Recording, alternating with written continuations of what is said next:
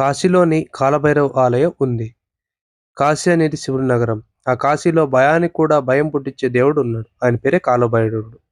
కాలభైరవుడు అంటే కాశీకి కోట్వాల్ అంటే నగర రక్షకుడు. ఇక్కడ ఆయన అనుమతి లేకుండా కాశీలో ఏ పని కూడా మొదలవ్వని నమ్మకం. కాలభైరవుడు శివుని యొక్క అవతారం. ఈ ఆలయంలో మద్యం సమర్పించడం అనేది ఒక విశేషం. ఇది భోగం కాదు, సమర్పణ.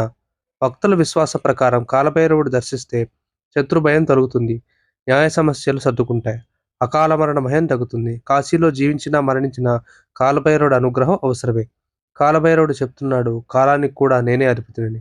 కాశీని కాపాడే ఈ ఉగ్రదేవుడి దర్శనం ఒక శక్తి అనుభవం. జై కాలభైరవ! Her her Mahadev! మీరు కూడా కాశీ వెళ్తే కాలభైరవ దర్శనం తప్పకుండా చేసుకోండి. మొదట మీరు కాశీ వెళ్ళిన తర్వాత తొలుత దర్శించుకోవాల్సిన దేవుడే ఈ కాలభైరవుడు. ఈయన అనుమతి ఉంటేనే కాశీలో దర్శనం జరుగుతుంది.